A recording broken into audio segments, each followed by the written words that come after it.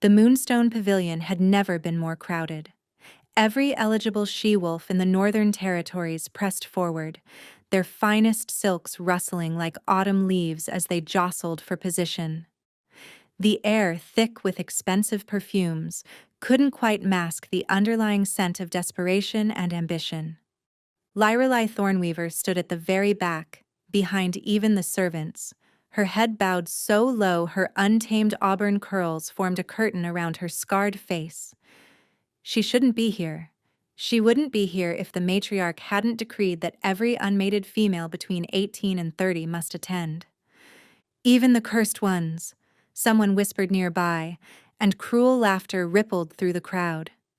Lorelei's fingers found the rough texture of the burn scars that traced from her left temple down to her jaw. The marks of her childhood, when she'd tried to save her younger brother from a house fire, and failed. The flames had taken him and left her with a face that made children cry and adults look away. Why did they even let her in? Another voice carried over. She'll curse the whole ceremony. Look at her dress, someone snickered. Is that burlap? It was wool, actually. Common brown wool that Lyrali had mended so many times the original pattern was lost in patches. She'd tried to dress appropriately, but a laundress's wages didn't stretch to silk. The crystal bell rang 3 times, and silence fell like a blade. The selection had begun. One by one, the she-wolves were called forward to present themselves to the visiting alphas. Each woman would step into the moonlit circle at the pavilion's center, state their name and pack lineage, and wait to see if any alpha would claim interest. Lyrelei watched from her hidden corner as beautiful women were chosen. Seraphina Goldmane, with her perfect features and alpha bloodline, had 4 alphas compete for her. The Silverbrook twins each received multiple offers. Lyrelei Thornweaver! The herald's voice boomed. The crowd parted like she carried plague. Whispers followed her path, cursed, scarred, ugly, worthless. Her legs trembled as she walked toward the circle, keeping her face turned to hide the worst of the scarring. She stepped into the moonlight, and the whispers became laughter. Is this a jest? Someone called out. She insults the ceremony by appearing. No wolf would claim something so damaged. Lyrelei stood frozen, her throat closing as the mockery washed over her. She couldn't even speak her lineage. What was the point? Her parents had been Omegas, the lowest rank. She had no bloodline worth mentioning. I'll give 3 silver coins to whoever gets her out of the circle. An alpha from the eastern packs laughed. She's hurting my eyes. The laughter crescendoed. Lyrelei's vision blurred with unshed tears, but she wouldn't cry. Not here, not in front of them. She'd survived 23 years of this. She could survive another moment. No alpha speaks for this female, the herald began, eager to move past the embarrassment. You are dismissed. Stop. The voice cut through the mockery like thunder through clear sky. Deep, commanding, and carrying a power that made every wolf in the pavilion instinctively bare their neck in submission. A figure rose from the shadows at the very edge of the pavilion. He'd been sitting among the common soldiers, wearing a simple black cloak with no pack insignia. Nobody had noticed him. How had nobody noticed him? He moved toward the circle with fluid, controlled steps, and the crowd scrambled back. As he walked, his very presence seemed to darken the air around him. The cheerful moonlight turned silver cold. Did you not hear me? His voice carried deadly softness. I said stop. The herald's face went white. My lord? The stranger reached the circle's edge and pushed back his hood. Sharp cheekbones, storm-gray eyes that held ancient power, and midnight black hair that seemed to swallow light. But it wasn't his harsh beauty that made the crowd gasp. It was the moment every wolf recognized the raw, undeniable power radiating from him. Impossible, someone whispered. King Zarek? The Alpha King. The one who ruled all packs. The one who'd united the territories through blood and brilliance. The one who never attended common ceremonies. He stepped into the circle, his eyes never leaving Lyrelai's face. She waited for the disgust, the revulsion. Instead, his expression held something that looked like recognition, like coming home. "She's my Luna," he declared, his voice carrying to every corner of the pavilion. "Mine." The silence that followed King Zarek's declaration was absolute. Lyrelai couldn't breathe. This had to be a dream. The Alpha King himself, declaring her as his Luna. "Your Majesty," the herald stammered, "surely you mean, perhaps you haven't seen clearly in this light?" Zarek's eyes flashed gold, and the herald's words died in his throat. "Are you questioning my choice?" No, Your Majesty." "Then why does my Luna still stand alone?" Lyrelai found her voice, though it came out as barely a whisper. "There must be a mistake." His gaze returned to her, and the intensity made her knees weak. "There is no mistake." "But you don't even know me," she protested. "Don't I?" He moved closer, and she caught his scent, pine forests and winter storms, and something wild that called to a part of her she'd never acknowledged. "Lyralee Thornweaver, 23 years old. Lost your parents to fever when you were 16. You work in the pack house laundry. You sing while you work, but only when you think no one listens. You feed the alley cats behind the kitchens every night, even when it means you go hungry." Her mouth fell open. "How do you—" "You saved a child from drowning last summer," he continued, circling her slowly. "Jumped into the rapids without thinking. Nearly died yourself." The Pack Alpha gave the credit to his son to avoid acknowledging an Omega's heroism. Each word was truth, but how could he know? "Your Majesty," one of the visiting Alphas interrupted, "with respect, this female is scarred. She cannot stand as Luna to all wolves."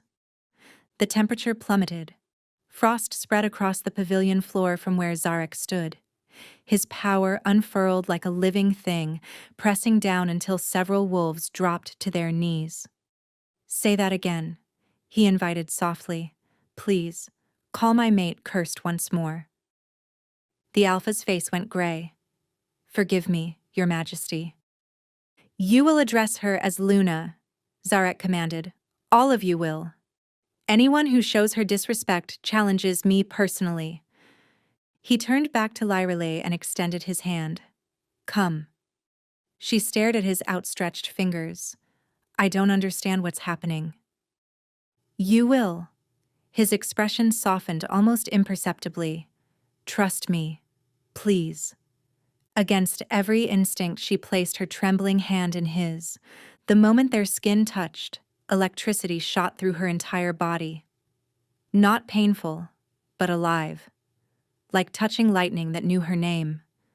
His fingers tightened around hers, and she saw his eyes widen slightly. He felt it too. "We leave now," he announced to the pavilion. "But Your Majesty," the matriarch ventured, "the ceremony. Traditions must be observed." "The only tradition I care about is that no one touches what's mine." His voice dropped to a growl. "And she is mine." He led her through the crowd, her small hand engulfed in his. Wolves who had mocked her moments before now bowed deeply. She caught Seraphina Goldmane's stunned expression. Outside, a line of black cars waited. Zarek guided her to the center car, opening the door himself. "Your Majesty," she began as she slid inside. "Zarek," he corrected, following her in. "When we're alone, just Zarek. I can't call the Alpha King by his given name." "You can, and you will." He settled beside her, maintaining a careful distance. "You're my Luna. My equal." The car pulled away, and Lyrale watched the Moonstone Pavilion disappear. "Where are we going?" "Shadowcrest Citadel. My home." He paused. "Our home." "Why?" she asked quietly. "Why choose me?" "You could have anyone. Perfect she-wolves without—" She gestured to her scarred face. He was quiet for a long moment. Then, "Do you dream, Lyrelay?" The question was so unexpected she blinked. "Everyone dreams." "But do you dream of running? Of forests that don't exist in waking life? Of a wolf with unusual markings calling to you?" Her blood chilled. She did dream those things, had for years. A wolf with one gold eye and one silver, always waiting at the edge of her dreams. Sometimes in those dreams, wounded creatures would approach her, and warmth would flow from her hands. Not quite natural, not quite possible. Her grandmother had been known as a healer, had taught her about herbs and the body's hidden points, ways to ease pain that seemed almost magical. But surely that was just knowledge, not actual magic. "How do you know that?" He turned to look out the window at the passing darkness. "Because I dream of you too. Have since I was 15. A girl with autumn fire hair and eyes like the sea after storms. A girl who would stand in moonlight while others mocked her, but wouldn't break." "That's impossible." "Many impossible things are true." He looked back at her. "You don't feel the pull? The recognition?" She did. Had from the moment he'd stood in the pavilion, like every cell in her body suddenly remembered something vital it had forgotten. "I feel insane," she admitted. "Perhaps we both are." His smile was sharp as broken glass. "But if this is madness, I choose it over sanity." Shadowcrest Citadel rose from the mountains like it had been carved from the stone itself, all black spires and gleaming windows that reflected the moon. "It's terrifying," she said without thinking, then caught herself. "I mean, magnificent?" "It's terrifying," he agreed. 4 centuries of Alpha Kings have added to it.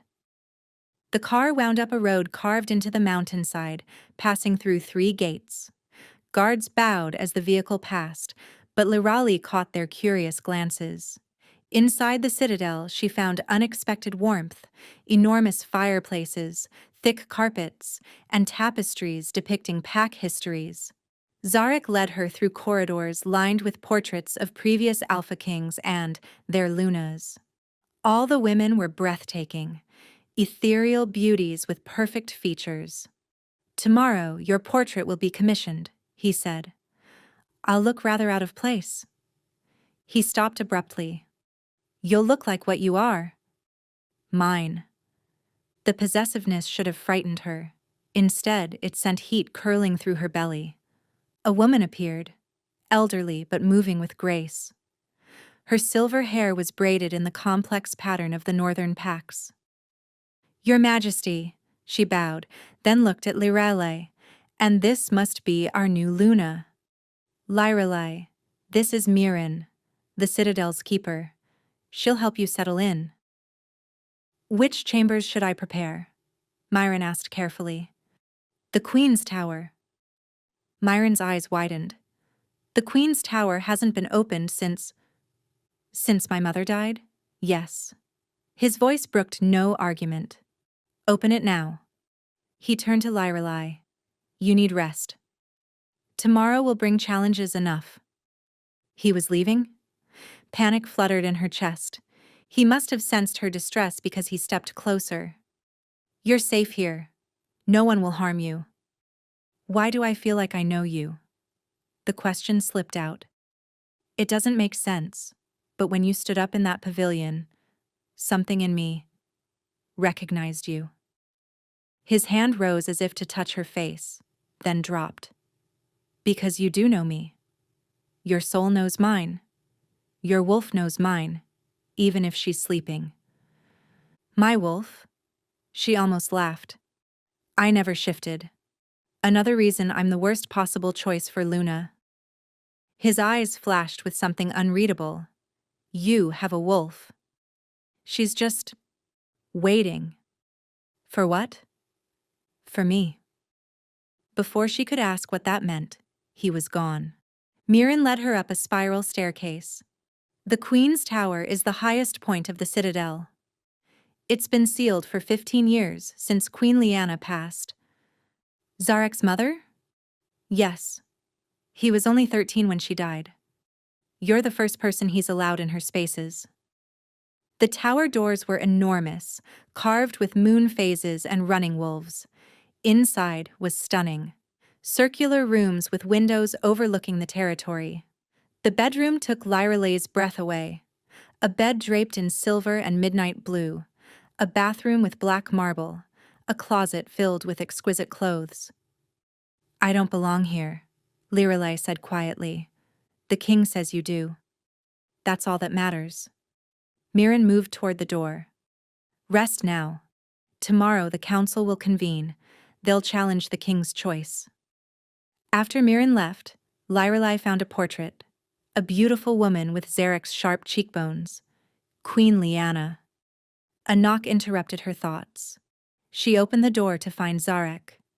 I wanted to check that you're comfortable. It's overwhelming, she admitted. May I come in? She stepped aside. He entered slowly, looking around with old pain in his eyes. You loved her very much, Lyralay observed. She was everything a mother should be. He touched the portrait frame. She would have liked you. You can't know that. She told me once that the strongest Luna isn't the one who never falls, but the one who rises every time she's knocked down. He looked at her meaningfully. You're still standing. His hand rose to her face, hovering just above the scars. May I? She nodded. His fingers traced the mark so gently she barely felt it, but that electric sensation from before sparked everywhere he touched. Deep in her chest, something stirred, a faint warmth, like an ember that had been carefully banked but never fully extinguished. Beautiful, he murmured. They're hideous. They're proof of courage, of sacrifice. His hand dropped. Rest. Tomorrow will be difficult. He moved toward the door, but she called out, Zarek? What if they're right? What if you're making a terrible mistake? He turned back, and his eyes held that ancient gold again. Then it's my mistake to make. But Lyralay, I've never been more certain of anything in my life. After he left, she stood at the window looking out over thousands of lights spreading into the distance. Deep in her chest, something stirred. Not quite a growl, not quite human. And in her core, that ember of warmth pulsed gently, as if responding to something only it could sense. Waiting, Zarek had said. For the first time, Lyralay thought she might actually have more than she ever imagined inside her. Dawn came too quickly. The council chamber was designed to intimidate. 13 ancient chairs arranged in a circle, each representing one of the original packs. Lyralay stood in the center, dressed in burgundy that somehow made her scars less noticeable. State your name for the record, commanded Elder Theron, a wolf so old his hair had gone white as fresh snow. Lyralay Thornweaver. Your pack? Northern Valley Pack. Your rank? Omega. Whispers erupted. She kept her chin up, though her hands trembled. Your bloodline? Elder Theron continued. My parents were also Omegas. I have no notable lineage. And yet, Elder Selene leaned forward, her green eyes sharp. Our king claims you as his Luna. Tell us, girl, what enchantment did you use? I used no dash. Silence. Selene stood, her power pressing against Lyralay's skin. No Alpha King in 4 centuries has chosen below beta rank. You expect us to believe he simply chose you? With that face? With no wolf? Enough, Selene. Zarek's voice was quiet but carried weight. No, Your Majesty, Elder Marcus interrupted. The council has rights. We demand the 3 trials. 3 trials? Lyralay asked. Ancient law, Elder Theron explained. If the council doubts a Luna's worthiness, we may demand proof. Strength, wisdom, and spirit. The first trial begins at sunset today, the second at dawn tomorrow, the third at sunset tomorrow. Many have died attempting them. She accepts, Zarek said. No. Lyrelei stepped forward. I speak for myself. I accept. Something flickered in Zarek's eyes. Surprise. Perhaps pride. As the council filed out, Zarek remained. You shouldn't have accepted. Did I have a choice? If you force this, they'll never accept me. He moved toward her with controlled intensity. You could die. I've been dying slowly my whole life, she said quietly. At least this would have meaning. He stopped inches from her.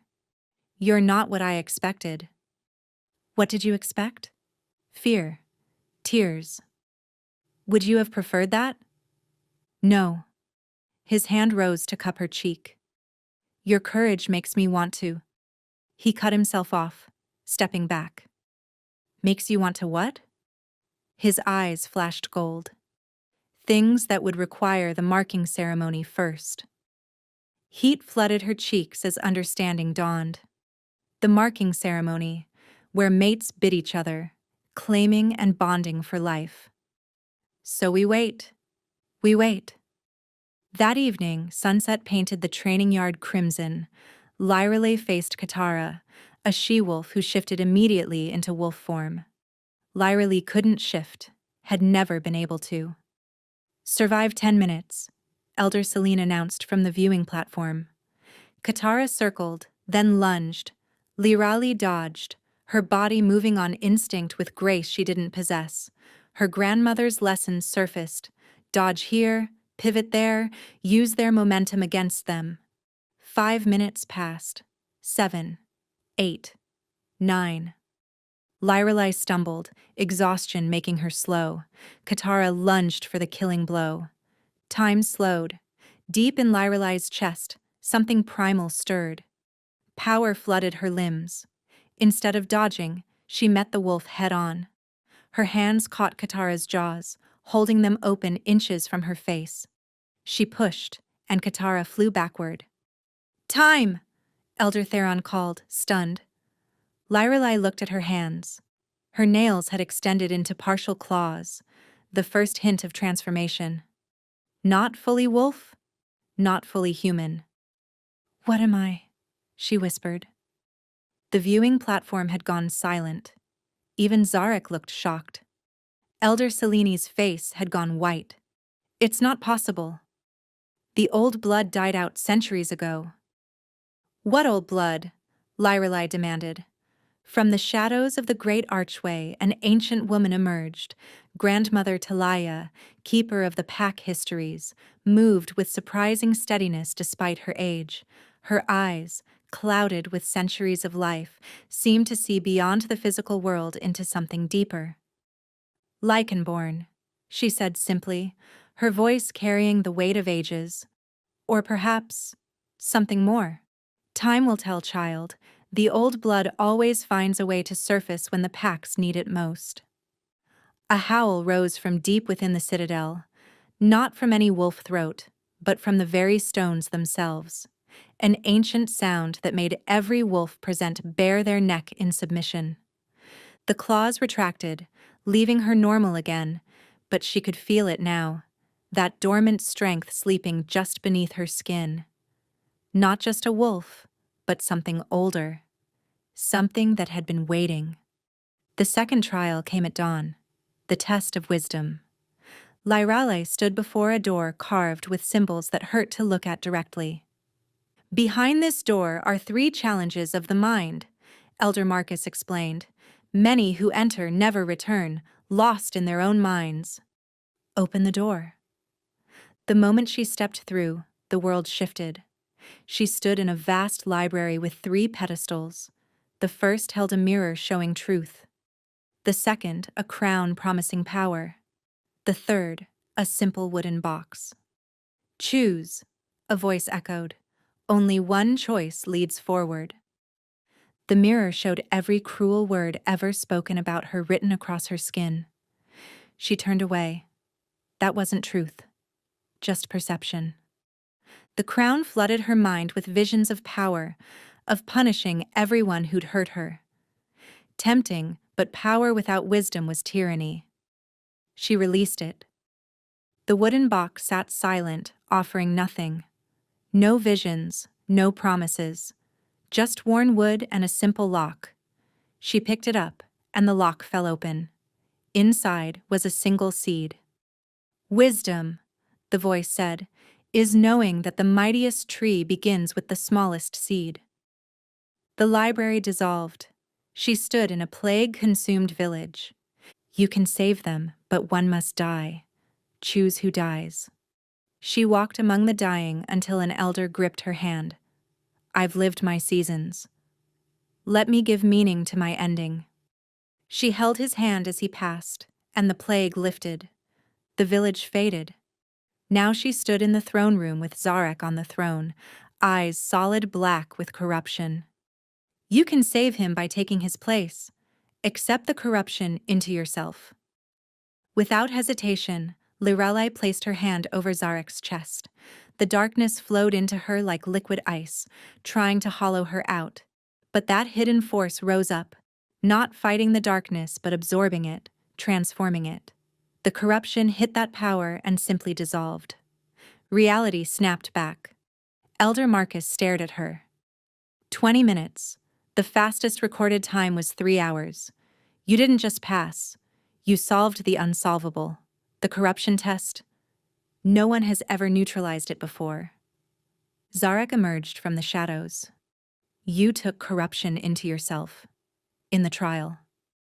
It was just an illusion. The trials tap into possible futures. He cupped her face.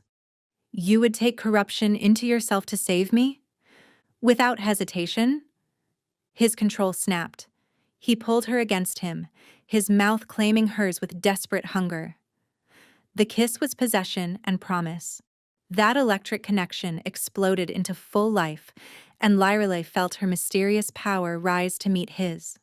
The ember in her chest flared brighter, wanting to flow into him, to soothe something broken she sensed within. When they broke apart, both breathing hard, his eyes were solid gold. One more trial, he said roughly. Survive one more trial, and nothing will keep me from marking you. Zarek? Elder Celine's voice cut through the moment. We need to talk. Alone. As she walked back to her tower, she heard Celine's voice carrying. She's Lycanborn, isn't she? That's why you chose her. I didn't know, Zarek replied. Not until today. The Lycanborn bloodline died out. Apparently not.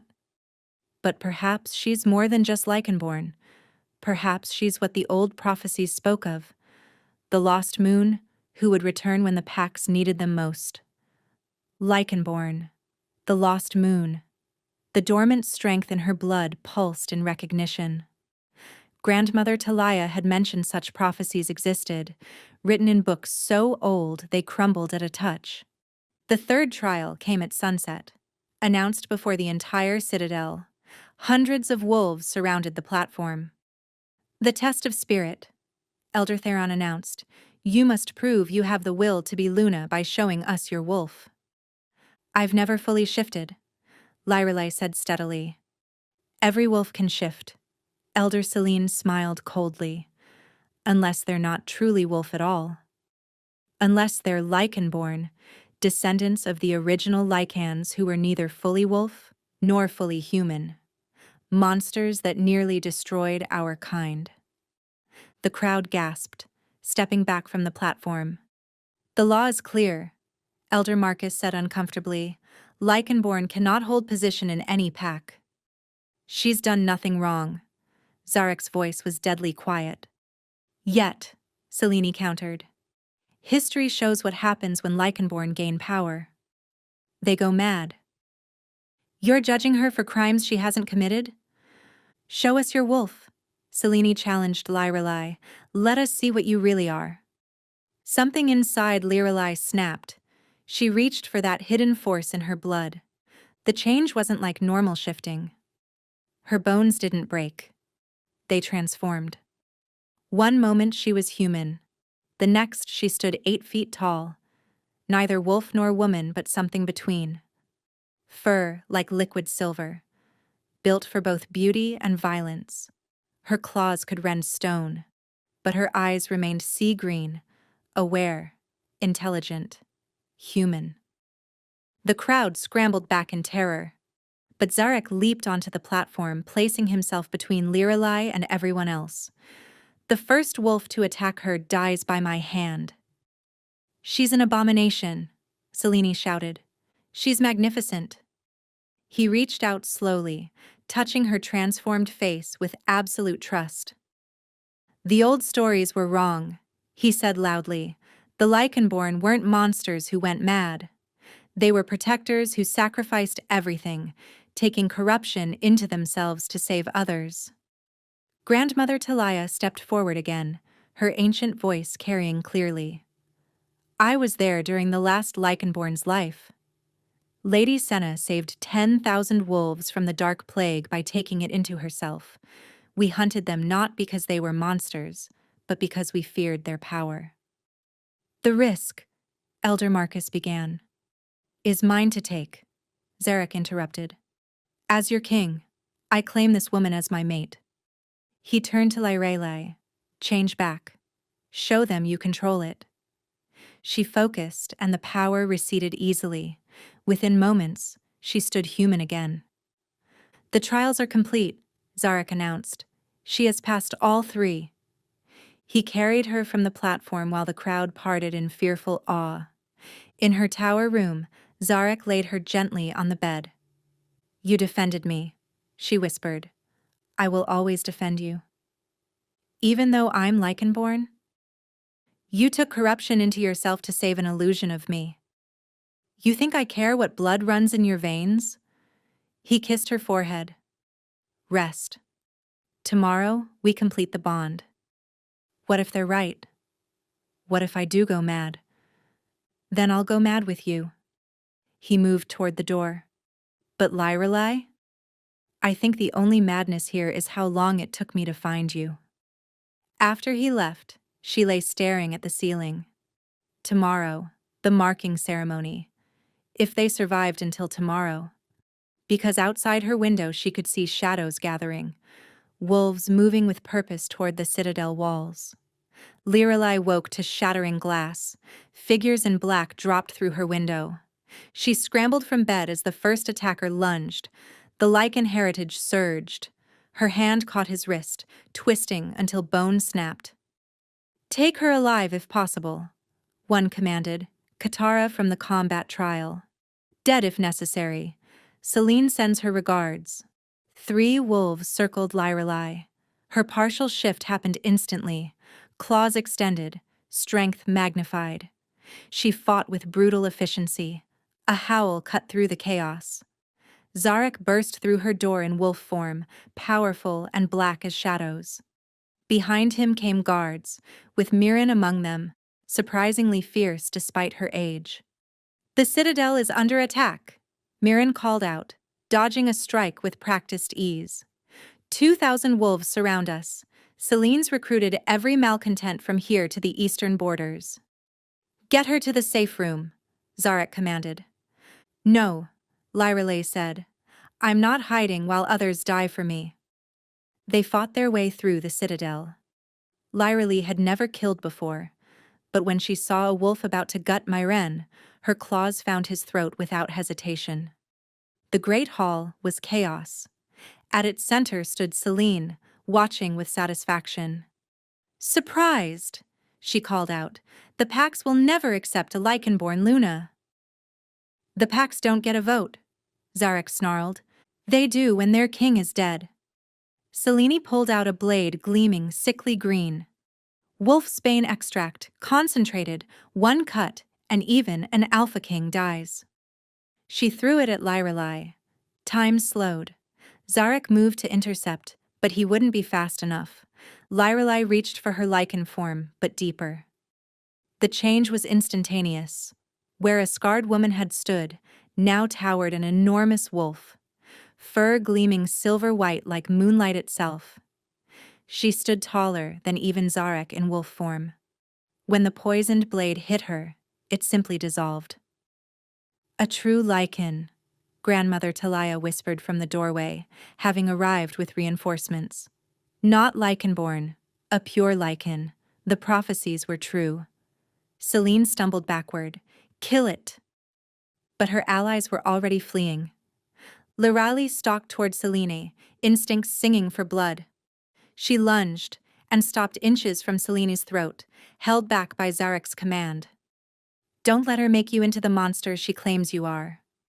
Lyrelay pulled back, shifting to human. You're banished, Zarek told Selene. You and every wolf who followed you tonight. As Selene fled, the wolves who'd witnessed the fight knelt. Not from command, but from genuine reverence. A true lichen, fighting for our pack, a young wolf said in awe. The marking ceremony happens now, Zarek announced. I won't wait another moment. They shifted to wolf forms, her gleaming silver white, his midnight black. They circled each other while the pack watched. Zarek bit first, claiming her before all. Their souls began to merge. Love, desire, possessive protection. Then her turn. Her teeth found his throat, and she bit deep. The bond completed fully. Mine, her wolf sang. Yours, his responded.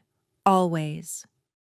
When they shifted back, the marks were vivid on both their throats.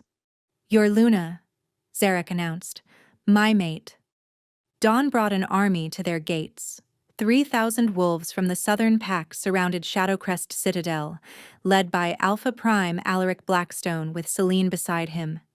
This was a different, larger force than the attack from the night before. They demand parley, the guard reported. From the tower, Lirali looked down at the sea of enemies. Her bond with Zarek hummed with shared determination. Alaric's wanted my throne for years, Zarek said quietly. Selene gave him his excuse. What does he want? She asked. You. Dead or captive. With you gone and me weakened from the bond breaking, he could take everything. Then we give him what he wants, she said. Zarek's head snapped toward her. Absolutely not. Hear me out. He expects a monster. What if we show him something else? Before he could stop her, she was descending the tower. The gates opened at her command. Lirali walked out alone, wearing a simple white dress that made her scars visible. No armor, no weapons. She approached Alaric, towering and cruel-looking. The abomination comes willingly? He laughed. I come to prevent bloodshed. Her voice carried clearly. You've been told I'm a monster. I'm here to show you the truth. The truth is written on your face, Selene spat. Ugly, scarred. Yes, Lyrali interrupted. I am scarred. These marks came from trying to save my brother from a fire. I failed. He died. I lived. She touched her scars. For years, I believed they made me worthless. But they also mean I survived. Is survival monstrous? The army had gone quiet. You're still Lycanborn. Dangerous, Alaric said, though something flickered in his expression. Not Lycanborn. True Lycan. Shall I show you? She shifted. The white wolf that stood before them was powerful but calm, sitting peacefully. Several enemy wolves knelt instinctively. She shifted back. I could have attacked. Instead, I sit. I reason. Where is this madness you were promised? Test me, she said. Choose your strongest fighter. Victor stepped forward, 7 feet of muscle and scars. No shifted forms. Just skill. He lunged. Lyrelay moved like water, striking where her grandmother had taught her. Throat, solar plexus, knee. Victor collapsed, gasping but alive. Face me. Selene stepped forward with another poisoned blade. Lycan's bane, the one poison that works on your kind. She lunged. Lyrelay caught the blade with her bare hand. The poison entered her bloodstream, black veins spreading up her arm. The army watched in shock. The Lycan heritage rose, not to fight the poison, but to absorb it, transform it. The black veins turned silver, then white, then faded. "Your poisons don't work because I don't fight them," she explained. "I accept them, transform them. This is what Lycans truly were. Purifiers. We took corruption into ourselves to save others." She turned to Alaric. "You came expecting a monster. Instead, you find a woman who just wants to protect her home. Attack if you must, but every death will be on your head." Alaric studied her, then laughed. "Celine, you promised me a rabid beast. Instead, I find a Luna more worthy than most born to the title." He looked at his army. "We're leaving." "You can't," Selene protested. "I won't have history record me as the alpha who slaughtered a true Lycan protecting her home." He bowed slightly to Lyrelai. "Luna, may your reign be long." As the army withdrew, Selene pulled a silver blade and threw it at Lyrelai's back. Zarek intercepted it, the blade piercing his chest. He collapsed, silver poisoning flooding his system. "No!" Lyrelai dropped beside him, her hands glowing with desperate power, not just Lycan strength, but the healing gift that had always flowed through her grandmother's bloodline, now amplified by her Lycan blood into something extraordinary. She poured everything into him. Life force, love, the essence of their bond. The silver poisoning fought, but she fought harder. Finally, he stirred. "You saved me. You saved me first." "Celine," Alaric's voice was ice. "You violated Parley. Her life is yours, Luna." "Banishment," Lyralee said. "True banishment from all packs. Live as Omega among humans." "Mercy?" Selene spat. "Not mercy. Live knowing you created what you tried to prevent. A Lycan Luna, accepted by all." As Selene was dragged away, Alaric smiled. "The southern packs will spread word. The lost moon has returned, bringing healing, not destruction." Myron appeared at Lyrelai's side, having followed them out with other witnesses. "The prophecy fulfilled at last," she murmured with deep satisfaction. "I knew the moment I saw you that you were special, child." 3 moons later, the Great Hall overflowed with representatives from every pack, north, south, east, and west. Not for war, but for celebration. Lyrali stood beside Zarek on the dais, wearing a gown of silver and midnight blue that complemented rather than hid her scars. The girl who'd hidden at the back of the Moonstone Pavilion now stood as Luna before thousands. "The lost moon has returned," Elder Theron announced, his previous skepticism replaced with genuine respect. "And with her, the ancient gifts thought lost: healing, purification, protection." In the months since the confrontation with Alaric, everything had changed. Lyralai's healing magic, no longer hidden, had saved dozens of wolves from illnesses thought incurable. Her ability to absorb and transform corruption had cleansed 3 poisoned water sources, and her mere presence had united packs that had been enemies for generations. "You've brought peace," Zarek murmured, his hand finding hers. "Something 4 centuries of Alpha Kings couldn't achieve through force. You did, through compassion." "We did it together," she corrected. She sensed his pride and love flowing freely between them, his wonder that she was his. A young wolf approached the dais, a girl no more than 16, her face bearing burn scars that covered half her features. She'd traveled from the furthest eastern pack just to see the Luna, who proved scars didn't determine worth. "Luna," the girl said, voice trembling. "Is it true? What they say about you?" Lyralee stepped down from the dais, kneeling before the girl so they were eye level. "What do they say?" that you were rejected and mocked. But you became the strongest Luna in history. I was mocked, Lyrelei said gently.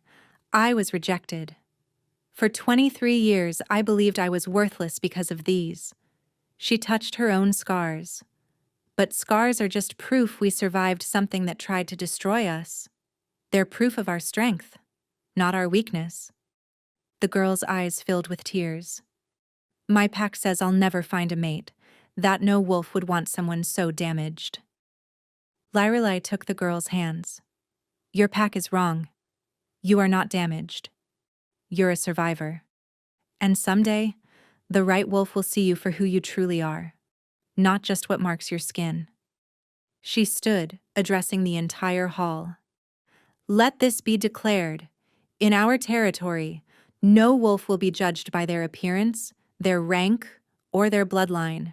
Worth comes from actions, from character, from the choice to keep fighting when everything seems lost. The hall erupted in howls of approval. Later, as the celebration continued, Zarek pulled her onto a balcony overlooking their territory. Do you regret it? He asked. If I hadn't chosen you that night, you'd still be living quietly, safely. Hiding, you mean? She turned in his arms. Living in shadows, pretending to be less than I am. You didn't just choose me, Zarek. You freed me. You freed yourself. I just gave you the opportunity. She laughed, the sound carrying joy that would have seemed impossible months ago. We make quite the pair. The Alpha King who defied tradition and the Luna who shouldn't exist. The Alpha King who found his soulmate, he corrected, pulling her closer. And the Luna who brought peace to the packs. A knock interrupted them. Mirren entered, her usually composed face glowing with excitement.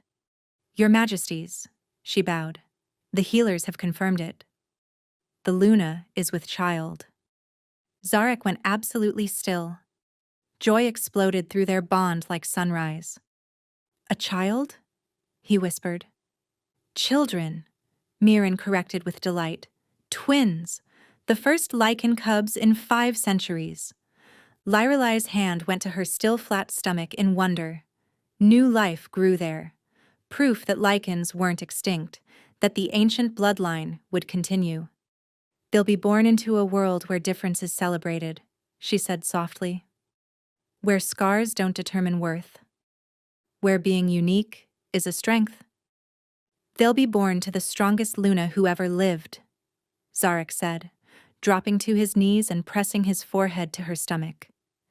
And I will spend every day showing them what their mother taught me, that true beauty comes from surviving, from compassion, from choosing love over fear. As news spread through the hall, the celebration intensified. The Omega who'd been rejected now carried the future of the Lichen bloodline. The girl who'd hidden her gifts now stood as beacon of hope for every wolf who'd ever felt less than worthy. Grandmother Talia approached them, her ancient eyes bright with joy. The prophecy spoke of this, she said softly. The lost moon would not only return, but ensure the lichens would never be lost again. Looking out over the celebrating packs, Lyrelei thought of that terrified girl standing in the Moonstone Pavilion, believing she was worthless. If only she could have seen this moment, chosen, loved, carrying new life, and changing the world not despite her scars, but because she'd learned to see them as proof of her strength. No regrets, she told Zarek, sealing the words with a kiss that sparked through their bond. Not a single one. The lost moon had risen, and with her light, even the darkest shadows learned to shine.